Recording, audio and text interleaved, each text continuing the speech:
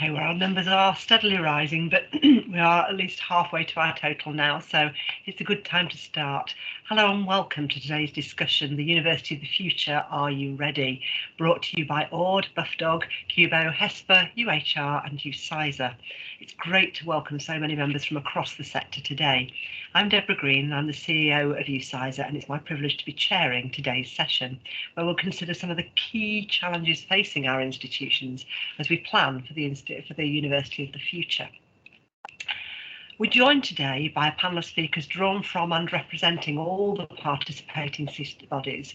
So I'm pleased to introduce in alphabetical order, representing AUDE, Umesh Desai, who's the Director of Estates and Facilities Directorate at Montfort University. Representing BUFDG, we're joined by Simon Parks, Deputy Vice-Chancellor and Chief Financial Officer at the University of Lincoln. From CUBO, we have Jo Hardman, Head of Commercial Services at Lancaster University. HESPA is represented by Simon Jennings, who's the Director of Strategy and Planning at Lancaster University. And UCISA's chair is with us, Adrian Ellison, Associate PVC and CIO at the University of West London. And last but by no means least, representing UHR, we have Sarah Setchell, the HR Director at the University of Derby. So welcome to you all, and thank you all so much for giving your time today. We're looking forward to the discussions. So just a few words on housekeeping whilst a few more people are still just joining us. If all bar the panel could turn off their cameras and mute mics, as indeed I think you all have already, but do please feel free to pose questions in the chat throughout or use the raise hand function. We will hopefully have a little bit of time for Q&A at the end, but I'm ably supported today, or we're all ably supported today, by Sian Thomas and Breed Field from UCISA, Team UCISA, who are monitoring the chat throughout and are utterly empowered to raise questions as we go through on your behalf. And obviously, if you do want to put on your mic and put on your camera when you're asking a question, then that would be absolutely great. There is just a possibility that we're going to be joined today by Rosa Ellis from Times Higher, who is particularly interested in this concept of the University of the Future. So do please just be aware that Rosa may join us. I'm not seeing Rosa in the participants as yet, but hopefully she'll be joining us at some point during the discussion. So we'll start today's discussions by inviting each of our panel members to give us a brief overview, summarising what they see as the key challenges facing us in their particular area. I'm going to start by going to HESPA's Simon Jennings. Simon, over to you. Great, thanks very much for that introduction, and welcome everybody. I'm sort of doing an overview piece. I think I'm only speaking for 5 minutes, so I'm sure I'll be kept to that. But I think this is quite an exciting time in thinking about it from our professional responsibilities, because I think there's a lot of doubt out there about what the University of the Future might be, but we've also got an opportunity to shape that, to take an active role in that, and to plan for that through our professional roles.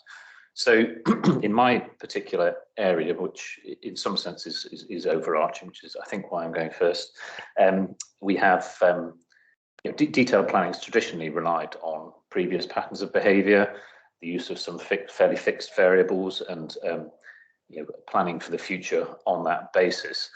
And I think the big question for planners is, can we still rely on prior patterns of behaviour, and can we still use those variables that we might have regarded as being fixed before? So very often planning departments are involved in student numbers planning, and that's clearly a consideration there. Colleagues across the sector will have seen volatility, and they'll have seen it going in different directions in different markets for different subjects. I think that's become a much less predictable area than it was, and there's some new variables in there. I think we're also seeing a changing data landscape. Part of that is through regulation. So you'll be aware perhaps that OFS is touting a review of the HR, the staff return to HESA, so that's out there as a possibility. It's already being modified slightly. Some bits are no longer compulsory. I know estates colleagues have talked about data in their area and the estates management return. So that's changing. But I think there are also questions about new variables and new data we need. Is that around campus attendance? Is that about staff and students? Is that about preferences for working practices and so on? added to these issues, we've also got the uncertainty of government funding and the unpredictability of what might happen there.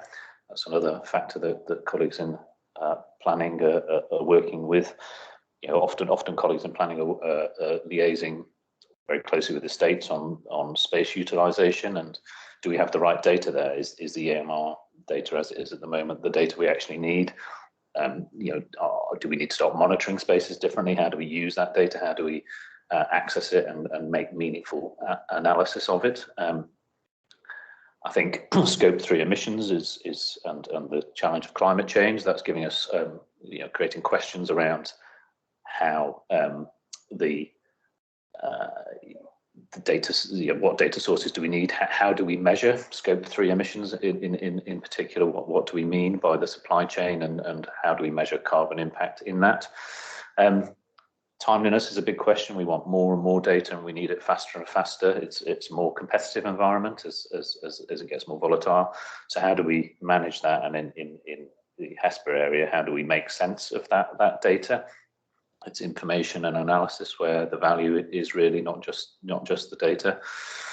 You know, I think different universities have gone from a situation where staff worked in a pretty much homogenous way. They came into offices and worked there, to a diversity of policy on working from home or not, or the balance of it. And we've seen in particular areas some trends around recruitment in that as well. What data do we need to understand that, and how can we assist colleagues in HR in undertaking workforce planning? And of course, we're having to do all of this while the regulatory requirements are tightening, moving, and you know, Treasury and the government is ever more challenged on budgets. So a whole raft of challenges out there, and I think, you know, to try and put a positive spin on that, I think this is a great way to come at those challenges. Think about how we can work together and learn from one another and tackle those challenges and start to build that university of the future. And I don't think that will be the same university for each institution, if I can put it that way. I think we're seeing probably greater and greater differentiation as these trends come through. I think I'm still within 5 minutes, so I'm going to stop just now.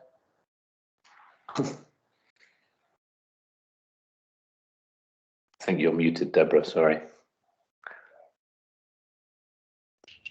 I did promise the panel I wasn't going to do that. Thank you, Simon. That's a great overview. Thank you very much. So we're going to move on next to AUDE and to Umesh Desai. Umesh, over to you. Thank you, Deborah. I think it's fair to say, following sort of our staff as one of our biggest assets, the physical estate for universities is probably the next biggest, if not in some cases, the biggest assets that universities have. And a lot of questions being asked recently certainly during the pandemic as to what is that impact on the estate? What does that look like, certainly moving forward? And I think the whole concept of spatial resilience, the idea that our campuses are more flexible than they've been before, but that our built spaces be configured and used in the way that could be adaptable, in changing technologies and learning behaviours. They need to be hackable and more agile, I think, is ever more important for us now. The whole concept of what does that space look like, having health and well-being at the centre of it all, area of light, fresh air, green spaces. Those are conversations that actually 10, 15 years ago were toyed with, but actually were not front and centre, but very much now it is what we do with that. And how does that work with city centre universities like where I'm from at Montfort University, where you're surrounded by a very much an urban area of a lot of buildings, roads, etc., where you can't necessarily always get that compared to some of the other campuses around the country where you've got vast, large rural spaces. So I think those questions are there, how easily or not it is to actually work with those, depending on type of institution you have and where you are. But it's an important question that certainly is facing AUDE at the moment, and we're trying to advise our members how to move forward with this. Okay, thanks for that, Umesh. Can I just put a brief reminder into our delegates to turn off your cameras whilst we're in panel session, please? That'd be really helpful. I'm going to move on now to HR and to you, Sarah Setchell, representing UHR. Thanks very much, Deborah, and thank you for the lead in Umesh as well, just to say that people are our most important asset, and that's where I was going to start actually. I think it's a hugely exciting time for the sector, following on from the pandemic, where experts have suddenly come into their own And obviously we're a knowledge industry, a people-based industry, and we're full of experts. But I think the challenge for us at the moment is around recruitment and retention. So for me, there's a challenge around our employee value proposition. How do we attract and retain talent within the sector, and how do we bring fresh ideas and new individuals into the sector? I think most of us will find that we've got an aging workforce, but we need to keep on refreshing that. And how do we do that? There's huge pressure on particular areas in institutions at the moment, in particular professional services, IT, HR, estates. That's a massive thing for us at the moment. And the other factor as well is thinking about people's changing attitudes to their careers. So we've got a bit of a friction between some members of our workforce who've enjoyed the flexibility and agility of the pandemic and perhaps want to continue working in that way. But actually we've got other people, students obviously in particular, who want that in-person experience. We've also got the Generation Z who are less inclined to stay with institutions or even professions for long periods of time, want to move around. And how do we support that, and how do we build that community amongst people there? So for me, there's a challenge that I would put back to us all about, should we be actually in competition with each other as universities for people, or should we be collaborating more on that piece as a goal around trying to attract and keep talent within the sector? Second point I want to make is around connection and culture. So where we're moving to in terms of the spaces that we're creating and how we're interacting, etc. How do we then focus on building connection with our people, a sense of belonging and a sense of a culture that we want to achieve as institutions? Because I think sometimes the agile spaces don't necessarily conjure up the right kind of atmosphere for that to grow in the same way, and it's something we need to reflect on. And then there's the business of terms and conditions and employee relations, etc. We are very slow moving beasts in higher education. Everything takes so long to change, and it's whether we've got the sufficient agility and flexibility in the way that we operate our employment relationships now to work for the future. And there's that sort of dangling threat or opportunity of the metaverse as well, and whether that's something that universities have a place in, whether it's actually participating in it or directing what that becomes. But one thing's for sure is that our people would need to interact with organisations in a different way, less fixed long-term contracts, more flexibility, more moving around, etc. So lots of opportunities and lots of challenges in the HR space, I feel. Thank you. Thanks, Sarah. I guess some really common themes coming out here, aren't there, around change management and agility and flexibility needed, and making sure we've got the right places and spaces to accommodate that. Would that be the case for CUBO as well, Joe? Yes, I think we'll probably see that. I'll hit certain things. I mean, one of the things about CUBO is the range of activities that both commercial and other services that CUBO members look after in UK and Ireland, and whether accommodation, bars, conferences, preschools, shops, sports, but even sometimes cutting across with AUDE members in terms of things like cleaning and security in certain cases. But I think underneath this, there are really four really key drivers for actually the present and the future. The obvious for commercial services is to make money, and that's one. But actually, given that the largest transaction that takes place is choosing to study, work, and live at an institution in the first place, actually providing a great experience is a second really, really important thing of what we do. And whilst money and experience are the key building blocks, we actually have a duty to support the wider engagement agendas. I mean, particularly things like conferencing that we do is really good and really important, but also and has really come up is sustainability, and that's the sort of fourth thing that we do. And if income, experience and engagement have really been brought into sharp relief by the pandemic, whilst flexible working in virtual environments will provide challenges for the future, a strange quirk really is the central function of a lot of the commercial activities in actually supporting the university experience. So whether for personal experience, it's accommodation, food, drink, sports, childcare, security, cleaning. These have all been shown to actually be far more essential to that lived experience for students and staff at the university. And that's actually proven quite fragile at times, and I think one of the things is there's a fragility in what we're doing now that is actually going to be a real challenge for the future as we see the sort of instability go through, and hopefully we'll see some stability one day again, but I think that's going to be a really important. I think one of the things everyone's talked about is the agility, and that's actually been, I think, a positive of the pandemic, and I think there are some is the fast, flexible approach to doing things is certainly a lesson. I think for the future, the keys, though, is how you make that with proper governance and accountability. So the things that sometimes you've had to do, we need to learn from that, but also how we make sure that those things are actually properly embedded into the proper due process without that slowness that Sarah was talking about that sometimes can get in the way of delivering things. And as we exit the pandemic, there's really a number of key questions. What are the services that students, staff and visitors, so those people interacting with it, will need in the future? What's the business model look like for accommodation, hospitality residences when you're moving to a 24/7 hybrid world? How can we better use services and spaces? And certainly this will cut across with Umesh, to deliver sort of financial and environmentally sustainable futures. One of the challenges certainly I'm experiencing, and I know a lot of colleagues, is how do you provide a affordable, cost-effective really high cost customer experience? We're all seeing, reductions in people around, which actually has a real impact on that real world. And then I think there's a real opportunity that we can look at how we look at the external business world as this space becomes available for other things. How does that actually support that interaction we have with external businesses? If Umesh in a city, you may well have the opportunities to provide, spaces that businesses might want to use if there's not an excess of office space, full stop. For someone like us on a campus, that's probably a little bit more challenging, but that then has its own advantages as well.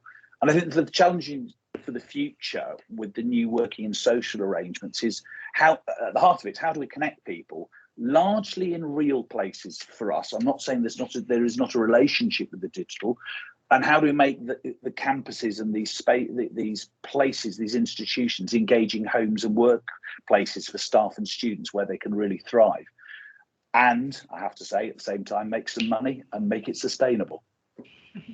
So a really thorough summary there. Thanks very much. That's really, really helpful. And some key themes I know will be close to your heart, Adrian. So we'll come to you next. Thanks, Deborah, and good afternoon, everyone. And I guess technology has been, if you like, empowering a lot of this hybrid flexibility and supporting us through, some challenging years. And certainly moving online, as we all did back in March 2020, was an enormous achievement. And we've all, of course, become experts in using Teams and Zoom and your platform of choice, which all sounds very positive. But it has had an impact on the student experience and on, students at large. I mean, if we look back at last year's NSS 2021, I mean, overall satisfaction drop, that was probably no surprise. But the levels of satisfaction with learning resources, which of course covers IT, it covers library, it covers specialist resources, dropped a whopping 12 points. So I think students were quite clearly saying that, although they were coping with a bit of a hybrid, they were missing access to resources.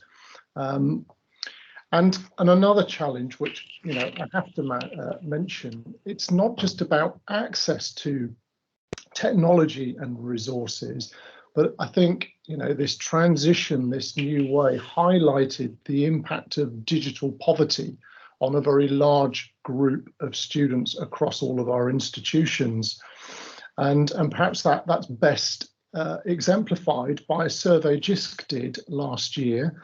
They surveyed 39,000 students. That's a very large cohort between October 20 and April 21, so right in the heart of the pandemic, with a little bit of return to campus and lockdown again. 63% of those students said, well, look, we've got problems connecting to Wi-Fi.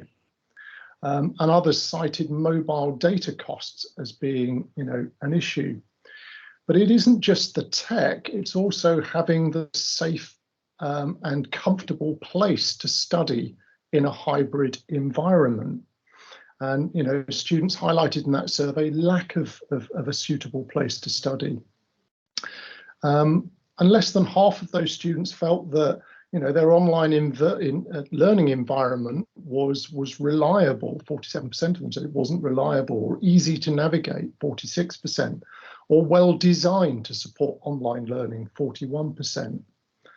So, there are challenges with what we've delivered in terms of moving to that online flexibility. And of course, it's not just the technology that enables access to learning and teaching. It is about all the support that goes behind that and the need for that to be provided flexibly and digitally. So my sort of question is technology up to the job? Traditional VLEs, although we've all coped online, are now looking outdated. Every time I log into Teams, I see some new feature. Products like Teams and Zoom have evolved hugely over the last 2 years, but my own VLE, Blackboard, perhaps less so. So are VLEs up to the job? Teams isn't a replacement for the VLE, and there are other contenders out there that are trying to work with this. And then as we've returned back to the classroom, that's presented another range of challenges. Are classrooms up to the job? We've all kitted out classrooms to do lecture capture, but they don't really do synchronous learning, and they don't really do asynchronous catch up in a more sort of dynamic seminar environment, particularly when you've got people participating remotely. It was all about, let's just record the lecturer and the screen and be able to play that back. So I think, technology has been, one of the underpinnings of this new way of working, but I'm not entirely sure that it's up to the task. Okay, thanks for that, Adrian. Again, another lovely full summary. And we have had one question in the chat for you, Adrian, asking you to share a link to the survey that you mentioned. So we will try and send that after the event, because a lot of people saying that they'd be interested in seeing that. So our last but by no means least, I'm going to come to BUFDG's Simon Parks now. Simon, are those themes that you recognise, or would you add other things to that list of things for us to discuss today? Well, so far it feels a bit like a normal university meeting where everybody presents their problems and then looks to the finance director to solve them. So I mean, I think I do recognise all of the issues that have been raised, and I think there's some significant issues that we haven't touched on so far. I think there's a risk that we frame the university of the future by thinking largely about the pandemic, and of course there was a direction of travel before the pandemic and the pandemic's interrupted it, but I suspect some of it will return post-pandemic. And so the university of the future it shouldn't just be defined by the last 18 months to 2 years. I think that's absolutely key. But I think there are some of the things that certainly I do think we need to talk about in relation to the pandemic. And I remember early on in the pandemic talking about what was then blended learning, and talking to my academic colleagues about what that meant, and how many of them said, thank heavens we've got to this point, because actually the big set piece lecture in too many cases is a very, very poor way of teaching people. And we can do much more in a blended environment than we can in a big lecture hall. And I think interested in Umesh's perspective, but there were, I think, at the time, estates directors thinking, well, we're going to need fewer lecture theatres, and what do we do with these great big places? Because the method of teaching, how we're going to teach our students, is going to change. This is going to be a break with the past, and we're going to have a a new world where online and face-to-face delivery is combined in a different way. And what's very interesting, of course, is the rhetoric over the last few weeks has really sort of stepped up, where universities are being encouraged to return really to the status quo ante and get back to face-to-face teaching. That's what students want. Well, it's certainly what some students want, but it's probably not what all students want. And I think there's a real challenge there for us in trying to work out what the best approach to teaching and learning is going to be in this world of the future. Because I really don't think how we did things before should be considered best practice. But it's equally clear that face-to-face interaction is central to why people come to university. Otherwise, there are other universities that can deliver that kind of online experience and do it very well.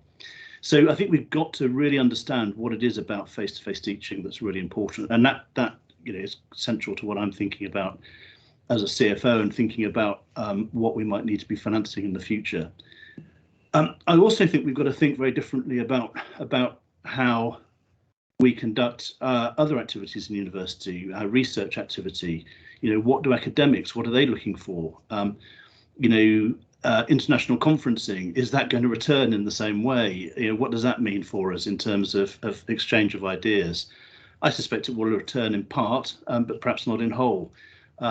And so, we've got some other pressures that bear on that, not the least of which, of course, is as we push towards being net zero and being more sustainable. That's going to make us think differently about how we conduct particularly international collaboration and research. So probably want to do more of it, but maybe not in the way that we did it previously. So I think there's some disconnects and some challenges that we're going to have to navigate as those parts of university activity resume as well. And then just touching on what I think is the central problem that we may be having, which is really this issue of how universities explain value for money, which I think we've been particularly bad at doing. I think we just assume it and assume people instinctively get it. And I think what we're seeing, now coming from government, pressure on face-to-face teaching, getting back to doing how things were before, measuring the success of universities by graduate employment and graduate salaries. That's part of the story, absolutely part of the story. And I suspect our students would recognise some of those things when they're thinking about value for money for them. But the truth is, our students are much more sophisticated than that. They also get that they go to university and they come to a face-to-face university, in a sense, to grow up, to find out a bit more about themselves and who they are, to develop as people. And universities play a hugely important role in that. And we certainly discovered, and I'm sure others will have similar experiences, that students, the thing they missed was not necessarily the face-to-face lecture, but they missed bumping into their mates on the way in and the way out and talking about what they were about to study, what they had just heard, or perhaps something else that is almost entirely irrelevant, but was a moment in time. And I think that's a really, really important thing. When we're thinking about what the value proposition of universities is, we've got to think through some of those issues as well, because they're not so easily measured, but they're so central to what a British university experience looks like. And that is almost peculiarly British, not exclusively, but the way we operate our university system, with so many young people going away from home and living in university for that sort of period. That is a very, very different thing in the UK. It's a valuable thing, but I think we will be missing a trick if we assume it's there forever. So we'll come back to talk about value for money later, I'm sure, but I think I'll leave it there for now. We certainly will, and that it's articulating that message, isn't it, as well? But that value for money message is very hard to articulate in a means that is meaningful to government. So there's a real challenge there. So what's clear from everything everybody's said is that change is the constant theme in that, and it's clear that many universities saw the change that the pandemic inevitably brought as a real catalyst for new approaches to teaching, learning and research. And then again this month, the Secretary of State has made it crystal clear that he expects universities to return to face-to-face teaching at a time when we're questioning how is that used to best effect. And, you know, they want students to be able to complain if they don't get that experience. And we've also got the Minister for Universities who has made it very clear she's prepared to call Vice-Chancellors directly when she feels there are issues.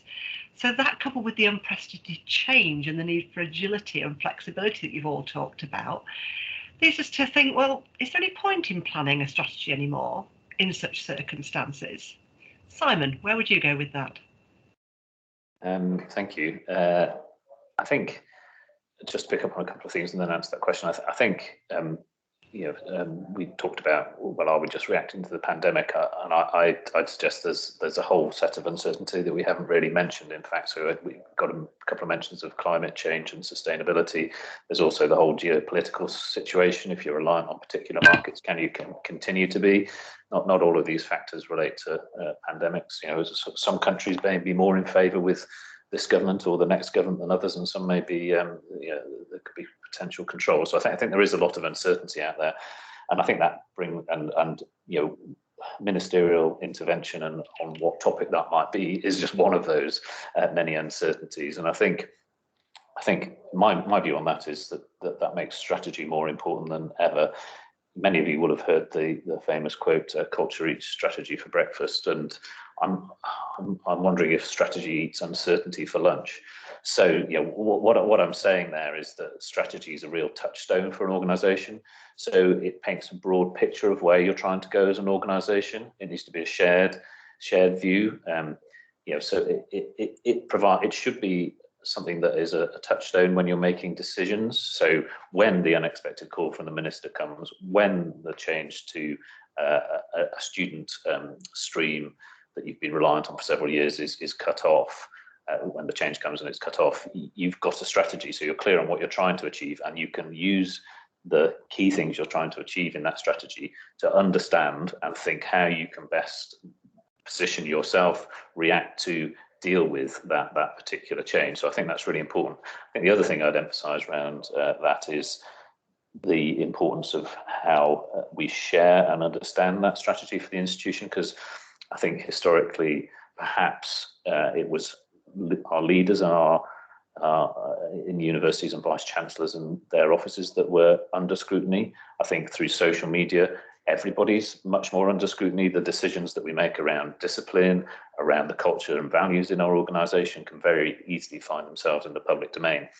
So again, having a big, a widespread shared understanding of what the institution's strategy is, I think is really important, because if you have an established set of values as an institution and they're well understood, then that, if that's around inclusiveness or whatever the individual institution's values are, that perhaps helps you more readily navigate. But these things need to be very memorable if you're going to do this. So I think I'm arguing for the kind of agile methodology that we need to continue to think big, but we're going to have to act small. That kind of 5-year planning that we're going to do this in year 1, year 2, year 3, you can still do it, but I'd suggest there's a lot more uncertainty around beyond the year 1, and that you might need to be scenario planning around that. So what if this or that? We know that's a potential change. We need to look at different scenarios and navigate around it. So I think it's I would say I wouldn't start doing strategy, but I think it makes strategy much more important. But I'm trying to explain why that is and what that might mean for how we use the strategy in an organisation. Lovely, thank you. Would any of the other panel like to comment on that particular question around strategy? Although we will consider the relative value of longer term and shorter term shortly. Anything anybody wanted to add at that point? Well, before we move on to that, oh sorry, yes, do go ahead. Yeah, thank you. I mean, look, I think what Simon said is really right. Strategy is very important. Knowing where you're trying to go and having some sense of the headlines about how you're going to get there is the way to deal with uncertainty, because you will inevitably not go there in a straight line. So it's much easier if you're clear about the big things to roll with some of the inevitable blows that you will get along the way. So it will blow you off course one way and then the other and then the other. So I completely agree. Strategy is probably more important than ever. Detailed planning, yeah, it's probably you're the one thing I could probably say is if you do a detailed plan, the one thing that won't happen is your plan. You'll get roughly there, but you will not hit all of those buttons when you come to it. So yeah, absolutely, be flexible, but be clear on your strategy. Thanks, Simon. So I'm going to Sarah next, and then I'll come to you, Jo. Sarah. Thank you. Yeah, I just wanted to pick up on a couple of points that others have made. Totally agree with the culture point.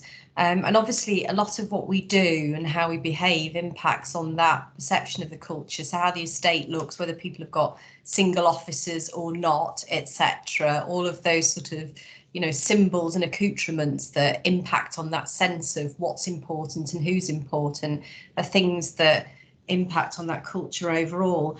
The other thing for me, just picking up on what Simon Park said earlier about not focusing on the pandemic, I think for me, the pandemic has moved people forward in terms of their thinking. So they now have an expectation that they're no longer seen as a resource, that it's for us to decide what happens to them and how they interact with us. I think that they feel they have more choice, they have more power in the relationship, and therefore we've got to move forward in a more consultative way than I think we have done previously. Otherwise we won't take them with us and they'll go elsewhere, is my perception about it.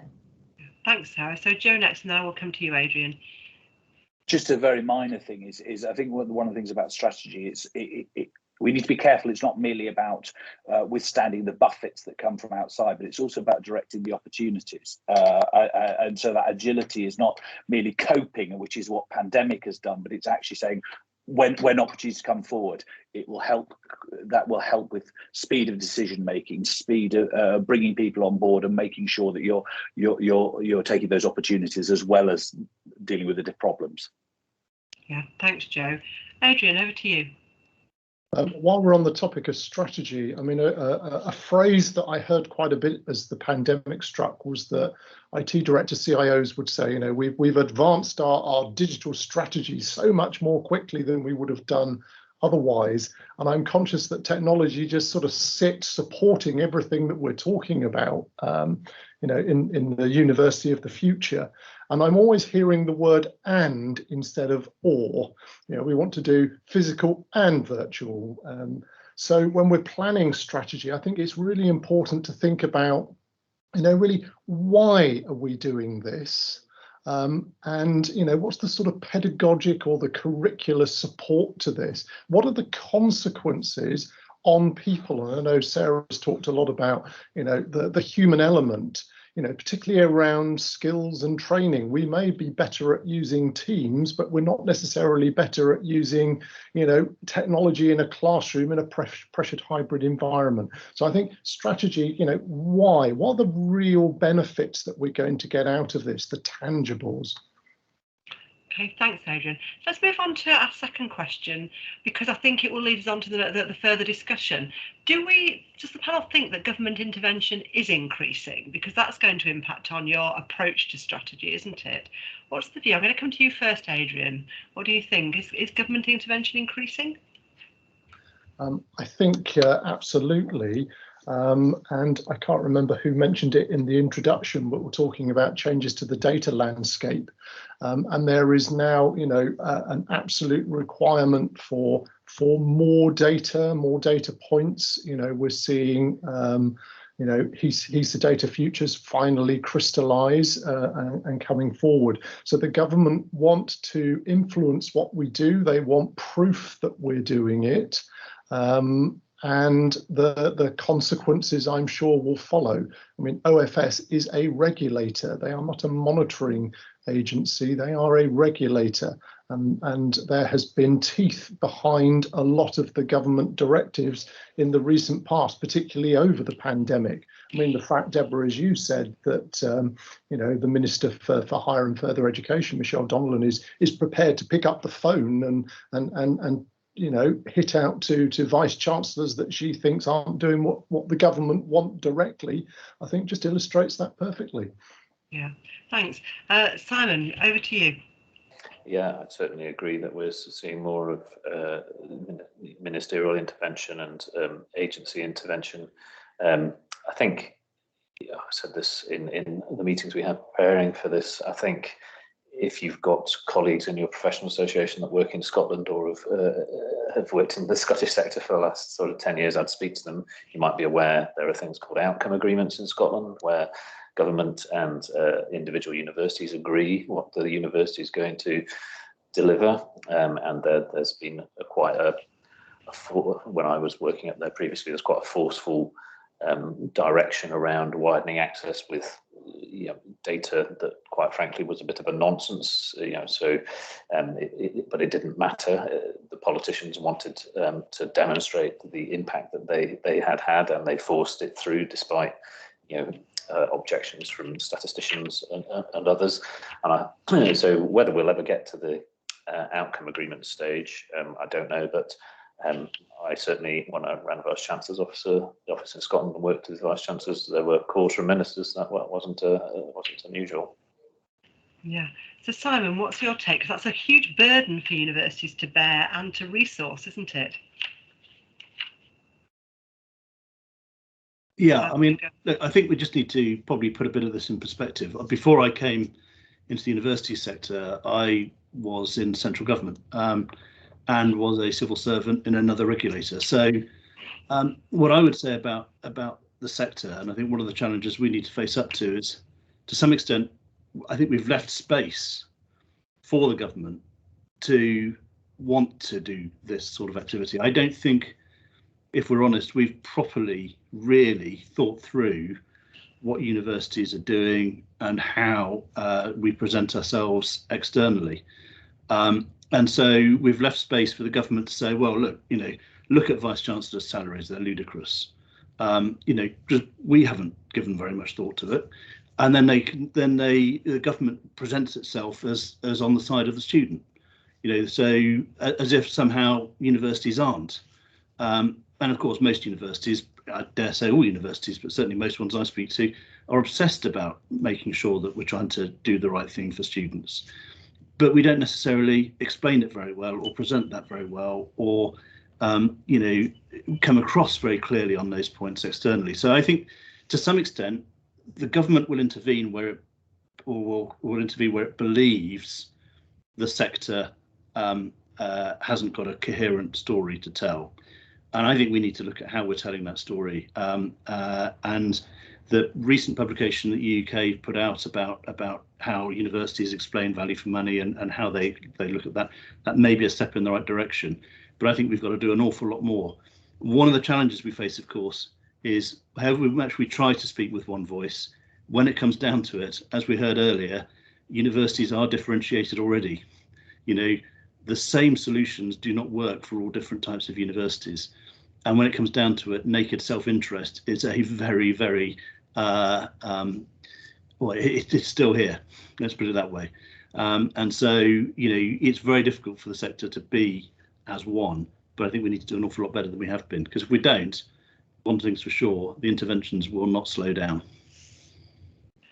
Very good points that you make there, Simon. And I think it's one of the reasons why we're so keen to work together collaboratively as the sister bodies here to make sure that those issues are aired and that we start to find where the common voice is. Where are the issues that we can agree on? Umesh, go ahead. You've got something you'd like to add.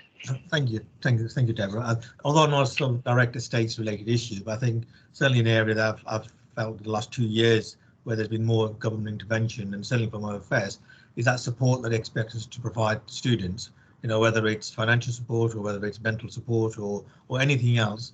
They're expecting universities to behave as substitute parents for these children, and in many cases it's absolutely the right thing to do. We're going I think so far that those students are now possibly thinking, well, I don't need to worry about this because everything's going to get provided for me when I'm at university. How are we preparing these students when they leave university? Are they under this false sense of security, thinking, oh, this is great because we get all these benefits, handouts, whatever it might be. When they go into the world, big wide world, it comes crashing down because that support isn't there. And I think every day, every week you find OFS writing to universities saying, what are you doing about this? What are your measures in place for this? How are you supporting students? We expect you to do that, whether it's home, international, etc. I just think there has to be some sort of reality check at times as well, because these are adults. We are trying to prepare them to actually go into the big wide world. At times, it's not going to be easy. It's going to be tough, but there are sort of realities that we have to be facing. But we seem just to be sort of mollycoddled a lot and saying, protect these students, give them everything they want, and it's not always going to be possible to do. Okay, thanks, Umesh. Joe, you wanted to come in at that point. Very minor thing that I think that one of the lessons from the pandemic, I know we shouldn't talk just about it, was that government sometimes doesn't tell us things when they want, when we want them. That was incredible. I mean, until this December, I think we never got anything clear from government until well after we were actually doing things. So advice about testing to go home when students had already gone home and those sorts of things. So I think the fact is, it is very, very political what the government are doing, and sometimes they will opt not to intervene where actually it might even be helpful. And that speaks well to the point that Simon was making about the need to articulate our position in a far more consistent and compelling manner, doesn't it? Adrian? Yeah, just a point actually on sort of government. They have a tendency to think of the sector as a one size, one model, which is very much around the traditional, 18 to 21 campus-based student. And I think, Joe, you're just talking about, the sort of testing requirements, put that to mind, this idea that a student was going to get on a train, was going to be tested, and they would go home. And certainly UWR, my institution, our students, commute into university every day. And there are a whole range of different models, and there are a whole range of different types of student, whether that's international, partner-based, apprenticeship, that doesn't seem to flow through with a lot of these government edicts. And maybe that's one of our consistent messages about the complexity of our sector, that to try and build and drive that understanding. Okay, so before we leave strategic planning, just quickly, because I noticed our time is flying this morning, clearly we've got a good discussion going. Does that lead you to question, therefore, the relative value of long-term strategic planning versus shorter, more frequent strategies to enable you to respond in a more agile manner? I'm going to come to Umesh on that and then perhaps broaden out the discussion. Umesh, what do you think? Yeah. Thank you, Deborah. And again, I think participants put a question in the chat as well. And I think it does. I think the last 20 years, 30 years, most universities have had sort of 10, 15-year strategies to develop and expand their campuses, etc. And these are sort of long-term projects. You can't sort of turn these around on a whim. And I think they've stood us in good stead, absolutely, because it's projects often take many years to initiate and to actually deliver and to complete. But I think the question now is that the right approach? Many universities are still looking at that 10 or 20-year strategy as they move forward. Certainly with sustainability on the agenda, you've got to be thinking about 2030 or 2032. What does that do for universities? But is that still the right approach? I think what we've seen is 2 years ago, when the first pandemic hit, everyone was climbing to agile workspaces. Let's get rid of buildings. We don't need to have so many buildings. But now I think we're finding is a reverse of that in some cases, where certainly the government is now saying, actually bring everyone back, bring them back face to face. I think we want that teaching. There is a different type of space that we need, I believe. I think certainly for staff, yes, they can work more agile. But for students, they do want that space. A lot of universities specialize in, are more creative, traditional type spaces. They need the workshops, they need the studios, the labs, etc. It's not about sitting at home on a screen and listening to something online, because that doesn't do it. And watching videos, you've got to be physically there. Those spaces need to be there physically for them to operate. I think what you probably need to look at is a long-term view, so you know the direction you go in, but actually have a short-term strategy that actually is something that you can focus on the next 2 or 3 years as things change. But then have it flexible enough to say, I think Simon, you mentioned earlier that if there's a challenge, if there's a problem, you can just change. You're not then committed to delivering whatever you set out for 10 years. It has to be a framework. So I think more strategies from a state's point of view, I would suggest are more frameworks rather than actually a master plan to say we're doing this year 1 to year 10. That's what we're going to achieve, because I think you'll be sort of well to none. So there are challenges. I think the question about agile spaces, how do you make that resilient? It's a difficult answer. I think we haven't really got to the other side of it yet. We think we know what students want. I think we know what staff want. But what we've actually seen already is that those moods and views are already changing. point that Adrian made about IT technologies. I think the more you provide, the better you provide. People want that both from an online point of view and on campus as well. And those students who have invested in that, it's too slow. They want something that's faster, something more reliable, something that's the next generation. So you're never going to catch up on this. And when do you take that dip? So I think there's a real interesting challenge here. And I think we'll maybe hopefully come to the question on places and spaces and what does that do? But I think there's an argument to say stick with small short-term strategies, more detailed strategies, but that longer-term agile framework I would suggest that allows that flexibility for universities. Thanks, Umesh. And there's a wonderful point made in the chat by Miranda that the sweet spot is determining a long-term strategy, but having the agility and innovation in how it's implemented and really responsible monitoring to understand the progress that you're making. So thanks for that comment, Miranda. So I'm going to come to Simon Parks first, and then I'll come to you, Simon Jennings, and then I'm going to move us on to our next question. So Simon. Sure. So, I mean, I think Miranda's got it about right, actually. Having a really clear view of your long-term strategy. And I think it does need to be long-term because some of the things that are affecting us as a sector are relatively long-term shifts. So if you look at the impact, for example, of the freezing of the home undergraduate tuition fee, that if you roll that forward, that is going to give most universities a pretty significant headache unless they think fundamentally about how they're doing what they're doing. So, if you look at the cost base of further education, for those who have had any experience of further education, it's very different to higher education. And, the fact that we've got a minister who sits across both and universities are starting to do some FE type activity with apprenticeships, that is starting to, create some interesting questions in government, I think, about those things. So we've got to start thinking about some of these long-term shifts, and I think that to knowing where we're going to. In our case, for example, no great surprise, growing the number of international students from an admittedly low base, thinking more about our long-term research, educational contracts, other income generation. Everybody will be doing the same sorts of things, I'm sure, and there will be winners and losers along the way. But they're quite big long-term things that you need to be thinking about. And then in and amongst that, as has been said earlier, there will be blows, things that don't go your way. Maybe the government will choose to reduce tuition fees, or they'll freeze them for even longer, or they'll do something different, or they'll put number controls in. But there will also be opportunities, opportunities to do things differently. A new funding stream opens up. There will be opportunities as well. And you can only seize the opportunities quickly if you know where you're trying to get to. So for me, it's about probably having a really good long-term strategy and vision about where you're trying to get to, some sense of what that looks like in terms of your ideal kind of destination, and then probably faster planning cycles to be able to get round some of these quite significant shifts a little bit faster, just as we did in the pandemic. Somebody said earlier that universities are slow to react.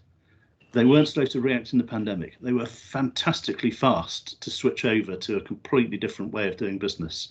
So we can move quickly, but what we all went into was a very different planning cycle. And that may be the answer for us. Longer term strategy, faster planning. Yeah. Thanks, Simon. So over to other Simon, Simon Jennings, do you want to go ahead?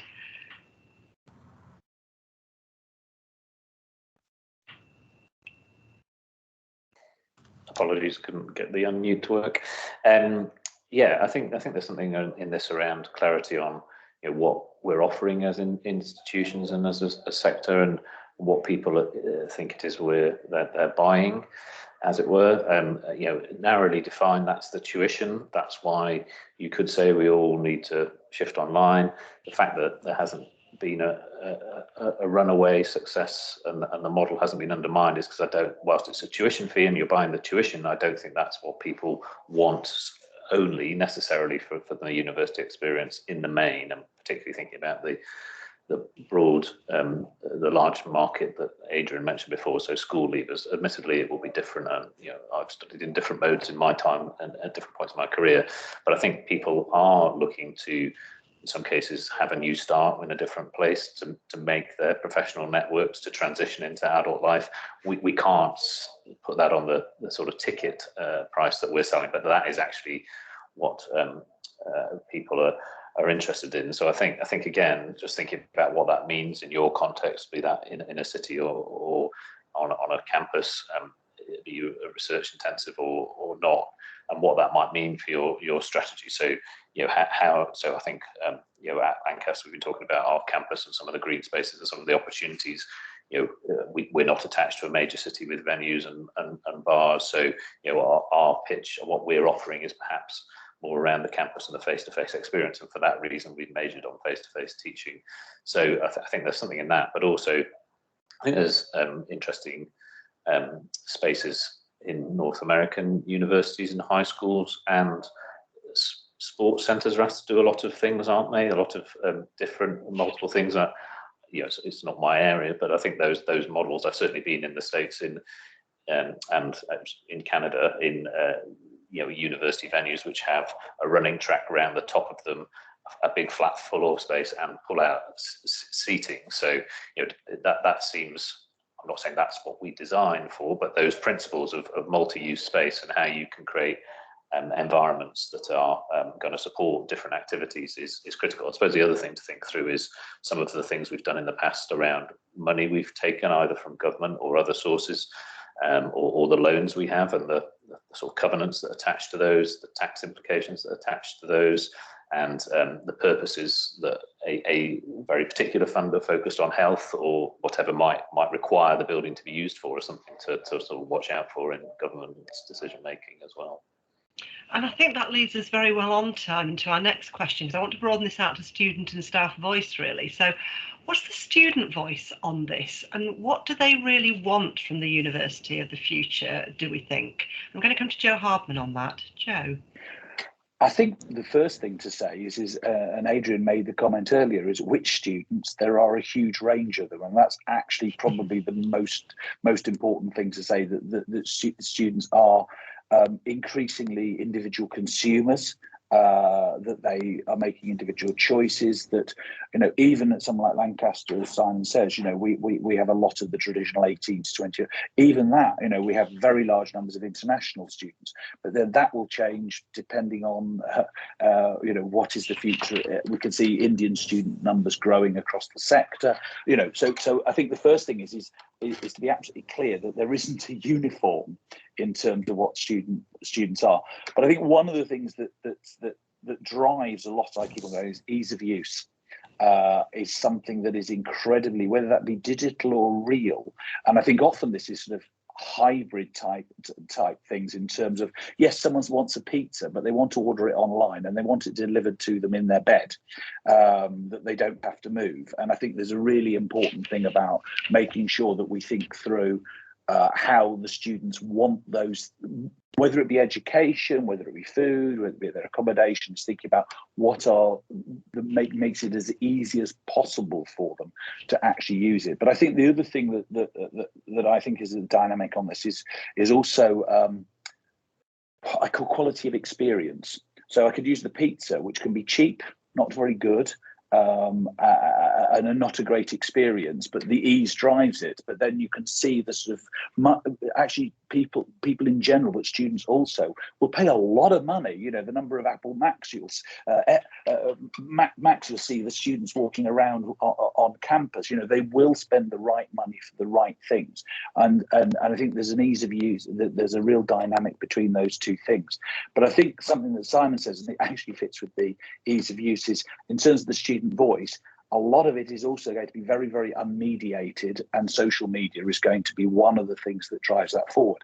And interestingly, not for people here particularly, but I think certainly for students' unions and student voice, that may be a real challenge, because it is no longer coming through formal routes, that we actually really have to, how do we deal with those things, that there is no, that it hits the public without any mediation. So I think it's it's international. It's international. It's different. Treat people as individual. It's got to be easy in terms of that voice, but also it is now ubiquitous and relatively uncontrolled. Thanks, Joe. Adrian, what's your view on what the students want? I think Joe makes some really good points there, and ultimately students want choice. And they want to be in control. I think ease of use, ease of access to resources is critical, and they do want, ideally, you know, to be able to replicate the experience they get face to face on campus as near as they can virtually, when for whatever reason they can't consume it face to face. I mean, for our students at UWL, that's often because they're having to go out to work. But I will just make a point here, and it is a bit of a tech point, but it's an important one. And that is that the kind of models that we're all used to using don't necessarily translate easily to an online hybrid route. And one example of that is access to applications. You know, we're all constrained by licensing models on our campus today that says, well, you can use a product on our PCs, our Macs on campus, but we can't give it to students to use on their own device to consume when they make that choice.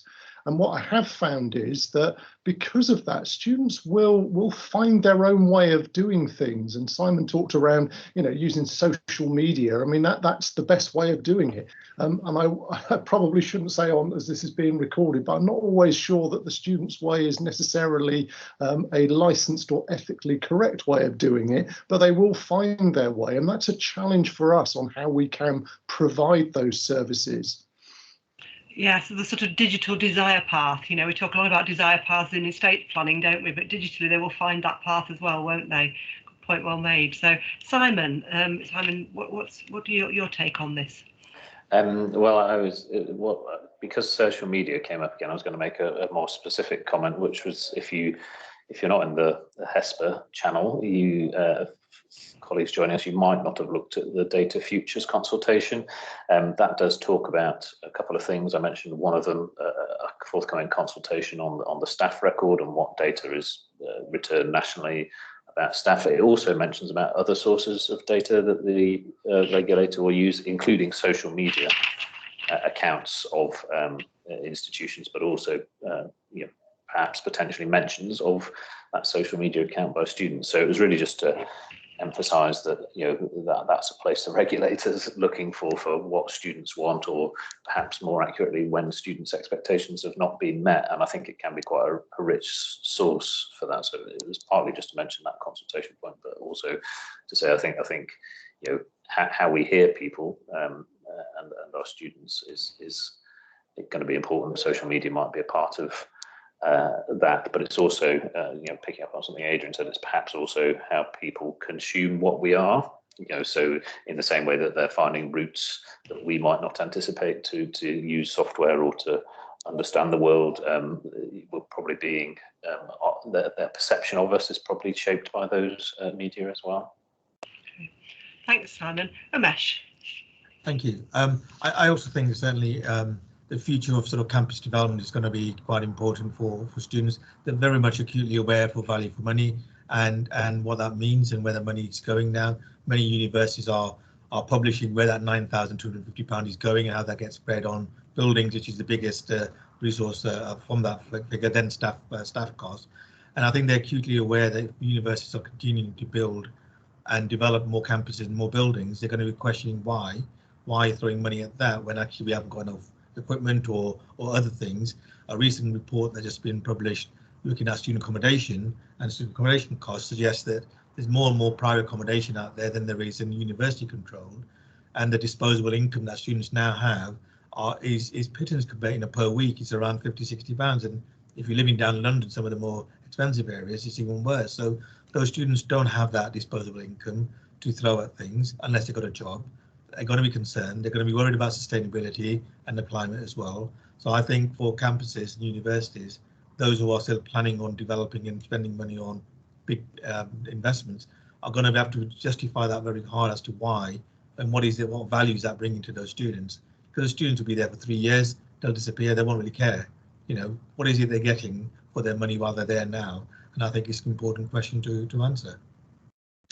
Okay, thanks, Umesh. There's an interesting question in the chat. So, given the complex nature of the student body, is the future student experience about the evolution of a set of student archetypes or personas, where we see distinct groups with specific expectations and needs, that they can be different with very different responses from the various services. What do we think about that? I'll take that. Take that on the basis that these things have existed quite a lot in the past, and they've happened. I think they're useful up to the point that they're a generalisation and give you start. And I think at this point in time, it might be really interesting to do it to refresh what's been said in the past. So I think yes, they can be. They are limited, because it doesn't necessarily treat people as individuals. But I think in terms of how you would then negotiate services, buildings, these sort what we're providing for people, it would be a sensible thing possibly for us to do at this stage. And I think the point that I take from that is there's a real need for real data here, isn't there, about what students do want. We're all taking educated guesses here, and certainly the government seems to be assuming what students want, and we think as a collective that they may be sometimes getting that not quite right. So I think there's a real point that's under that about the need for real market research and an understanding of our student body in a way that we perhaps haven't had before. Simon, how do you want to react to that? Well, I mean, really, I think one thing I think we need to be careful of, and to some extent, I think this is where the way government policy evolves tends to leave the government, is I think we need to just be wary of mistaking volume, in other words, the level of noise that comes with the volume of people who are making that noise. You know, very often we hear very, very loudly somebody representing or claiming to represent the thoughts of students, and I very much doubt that they do. Students are very complex. We've heard already today, you know, every university has a distinct range of students, and they don't all want the same thing, and they don't all think the same thing. You know, just a simple thing, you know, they don't all want to wear face coverings, and they don't all not want to wear face coverings. You know, so you could do something that's as binary as that, and you'll have a significant range of opinions. So I think we just need to be careful. I think those personas can help. They always help when you're thinking about doing digital development or other things. Those kind of personas can be very useful, and they take you so far. But actually, what we really need, I think, to understand much better is really what do our students value, what is important to them. They are much more sophisticated consumers than the government gives them credit for. They understand much more about what they're trying to get out of university than a simple narrative about a future job or anything else. It's a much more sophisticated set of conversations that they are having, and I think we need to try and understand that a little bit better than we do. So, you know, my take is let's not overgeneralize. It can be helpful in part, but students are increasingly used to getting a very personalised experience from most things in life, and that I think is the challenge for us. And we can do it. But you know, we shouldn't pretend we can't. But that is the challenge for us, I think.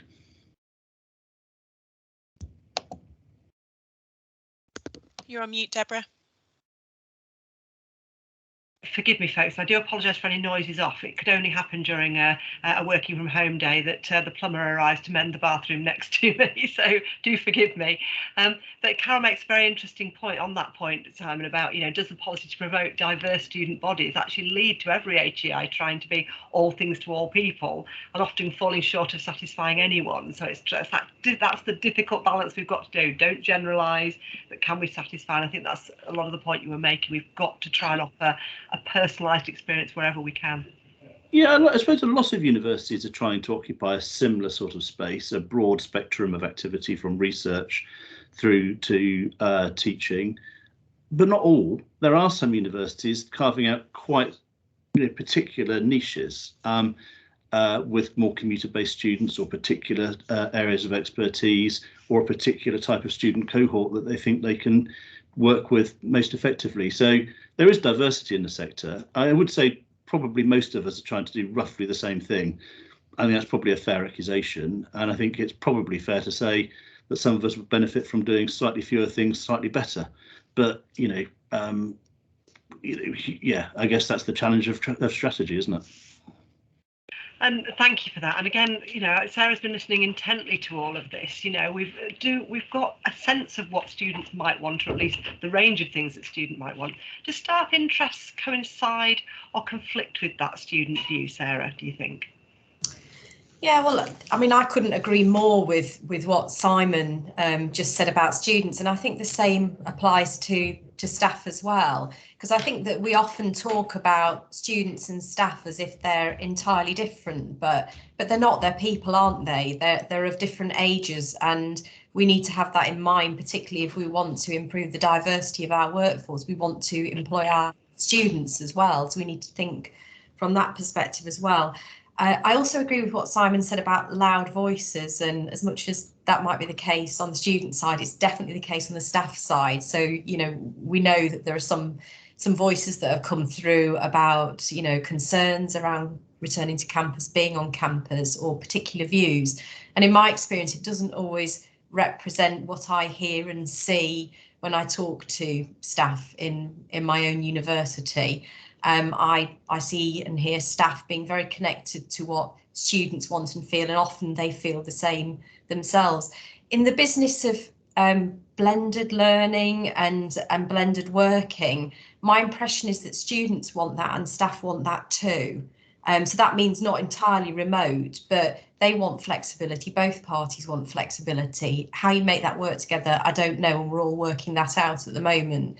But I think that all parties want it. The other thing for me, in terms of the us and them type approach that we have between staff and students, is thinking about the spaces that we create in the future. I feel there needs to be more shared spaces, and that we see ourselves more as a community, so less individual officers and this sense of hierarchy, because one of the great benefits of being at university is interacting, you know, if you're a student, with your academic staff in an informal way, in an informal environment. So some of the things that Joe talked about in creating the, you know, the estate of the future, the experience of the future, those social interactive spaces where staff and students collide and can interact, I think is really positive. Now, I think that's a positive thing for students. Not all staff would necessarily agree that that's the right approach, but I think that we need to nudge and challenge people on that. So I made a point earlier about it's not really for us just to decide how things work. We do need to involve people in designing that, and we need to challenge them and put thoughts into people's minds about different ways of doing things. And I think most people will work with us and try things out and be brave about it. And we will always have some difficult voices that we've got to deal with, but I don't think we should be sidetracked by them. We've got to listen and we've got to respond, but we shouldn't be just responding and dealing with those individuals. We need to try and hear all the voices and take on board everything.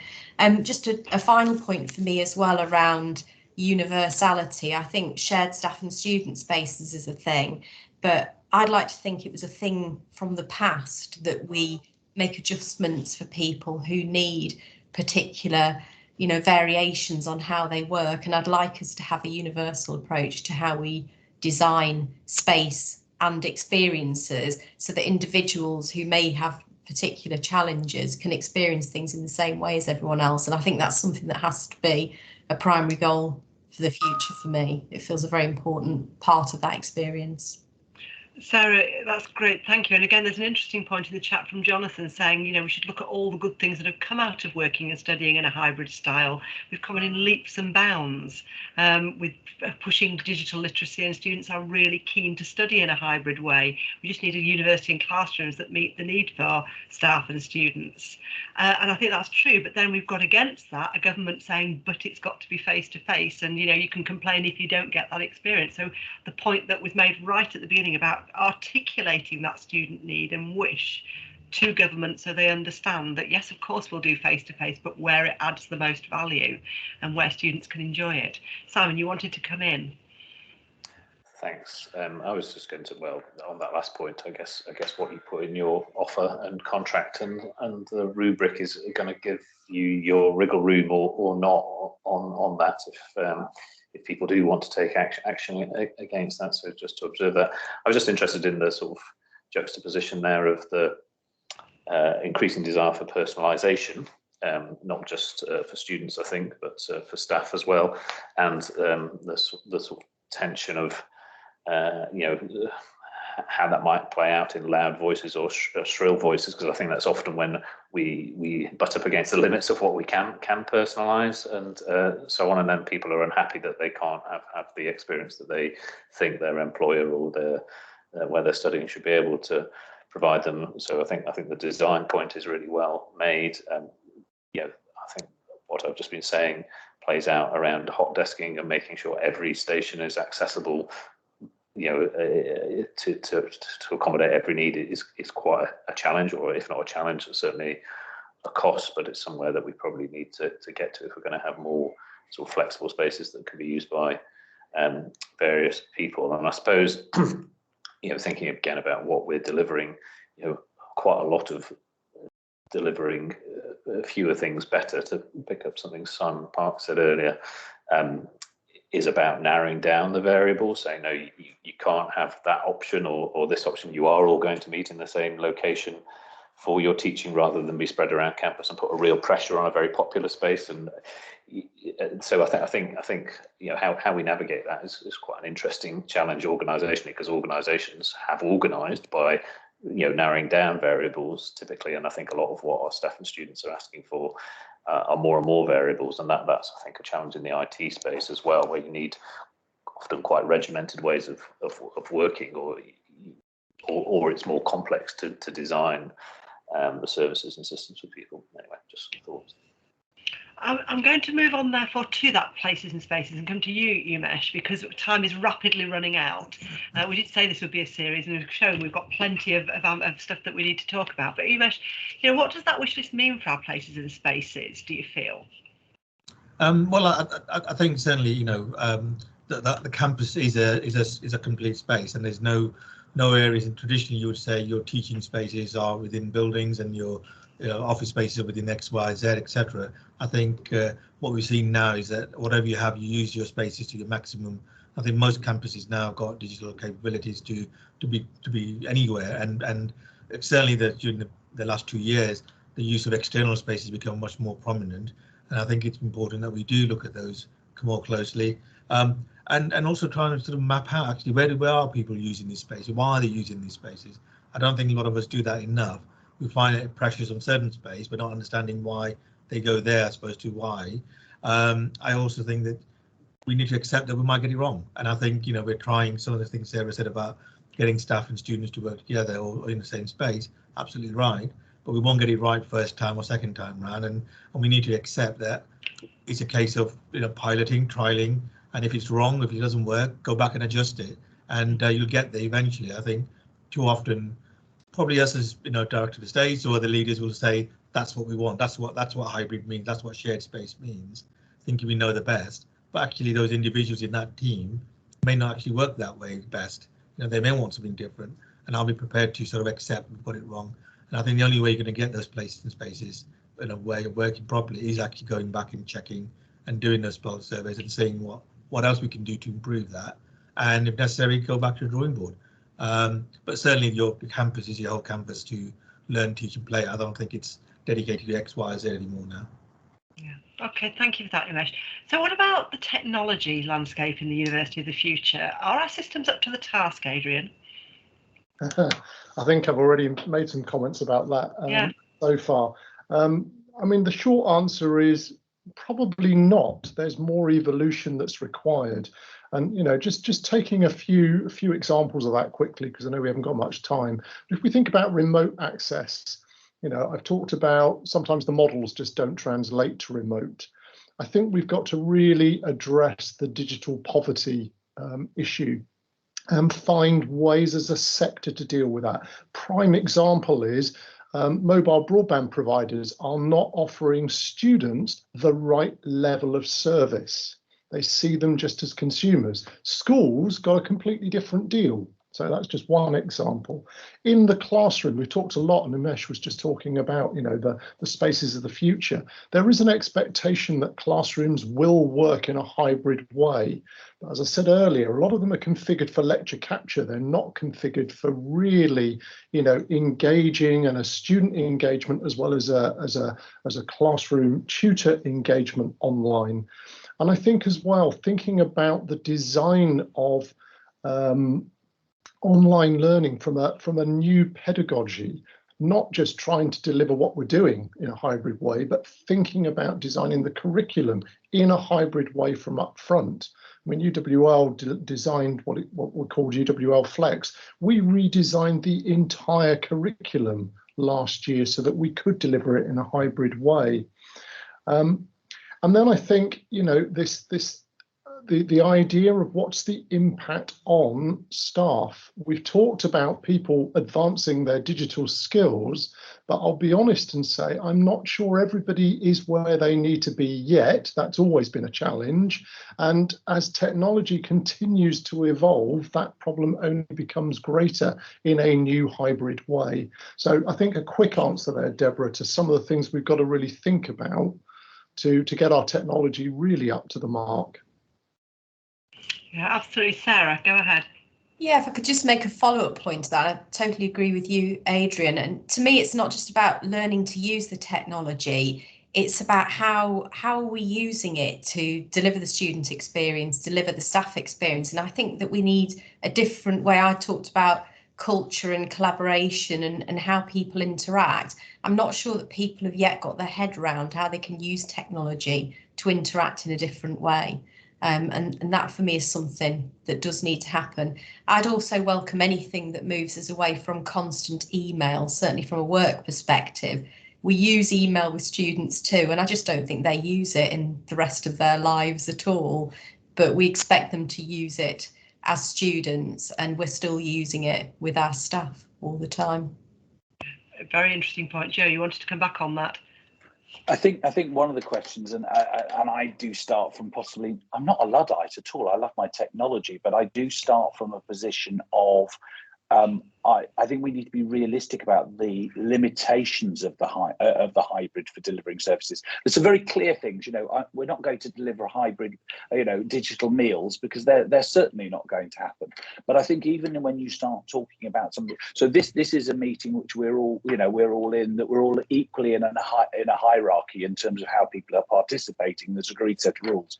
I think there's going to be a real challenge, and I'm not saying you never have a hybrid meeting, but a lot of stuff is this broadcast type thing where some people are getting an inferior experience. And I think it's going, other people may be further ahead than me pedagogically on how we can have an equal experience. And it's very interesting what Adrian said.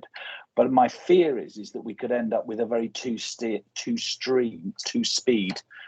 experience for people where one is inferior to the other. And I'm not going to say which necessarily, because I think under some circumstances either can be better. Thanks, Joe. And there's again some interesting stuff coming on in the chat. You know, universities across the sector are struggling with the lack of infrastructure they have in place currently when it comes to a consistent set of digital equipment, etc. And you know, this whole point about there's a lot of inconsistency. Forgive me, it's moving so fast; it's hard for me to follow. There's little doubt we are coming towards the end, and what I think this is coming to, we had some topics we wanted to discuss around the resourcing of all of this, didn't we? And in particular, that constant conundrum between what's considered value for money for students and what's sustainable for institutions. But with just a matter of minutes to go, we had planned our next session would focus on that sense of resources and financing, and I think that's probably what we need to do, move that to the next session. So I'd really encourage everybody, this is an ongoing discussion because it is so wide-ranging. I hope we've managed to at least pose some of the questions that we've had in the chat. But Simon, I know you made a really good point, and we were going to come to you last on the finance aspects of this. You made a point about the university as a community of scholars, and too often we only think of it as a community of teachers and learning with that divide. Would you just comment on that, and you know, and anything further that you'd like to add around the financial aspects of what we've been talking about today?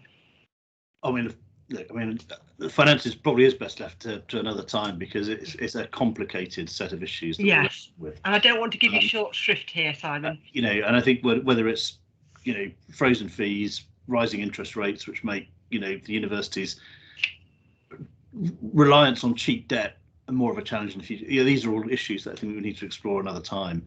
In terms of the community of scholars point, I think we're very quick to start to, as I suppose we do it as humans, we categorize people, we put them into boxes and say, oh, they're a student, they're a learner, you know, they're a lecturer, they're this, they're a researcher, they're, you know, and actually the truth is that we've got to try to think of people much more about coming together. You know, what do universities do? They bring people together and a shared endeavour of finding new knowledge and sharing knowledge, and, you know, sharing knowledge across the community, sharing knowledge with each other, you know, but also, you know, our academics, they are themselves learning, they are themselves studying, they are themselves developing, and I think we just need to try to find ways of having a more inclusive way of thinking about these things, rather than breaking it down, because, you know, many of the things which we heard earlier from Sarah, many of the things that our students are wrestling with, our colleagues are wrestling with, just the same issues.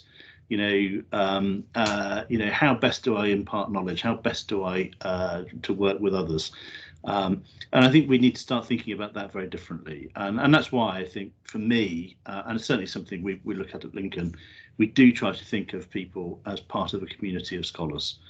And that is, you know, that way students aren't, you know, they're not consumers in the sense, and the government wants us to think of them as consumers, and of course they are in one narrow sense, but actually they're so much more than that. They really are so much more than that, you know, we need to think differently about them, I think. Thank you so much for that, Simon, and thank you for understanding. We've got, again, you know, somebody saying in the chat they'd be really interested to find out how other universities define value for money, and that's definitely what our next topic is going to be about, delegates. We're going to move on and talk about how we resource this university of the future, and how we try and establish what is value for money, and I suppose how we articulate that well to government again, because that's where we have to get that message home about what is, you know, what represents value. So we have more or less run out of time. I am sorry for that, but we will make a good note of all of the questions that are posed in the chat, and we will make sure we build those themes into our next session and the sessions that come through the rest of the year. So we hope this will be part of a regular series where our sister bodies all get together to look at, you know, the sector that we all live and breathe and love, and from our many different perspectives. So all that remains for me to do at this point is to, you know, thank all of the speakers. Thank you for giving so much of your time, so much in the planning of this session and in the commitment that you've given to look at future sessions. I think my takeaway is I am absolutely going to use, if culture eats strategy for breakfast, then strategy eats uncertainty for lunch. And I think that's what we need to do now. Think about how we can have those strategies that will help us to, you know, eat up the uncertainty that faces us all. And thank you for that. So do watch out for further sessions. We'll look forward to you all joining us, and thank you, delegates, for your active participation in the chat, and to our speakers and to Team UCISA Shard and Breed for ably supporting us throughout today. Thank you very much. Enjoy the rest of your afternoon.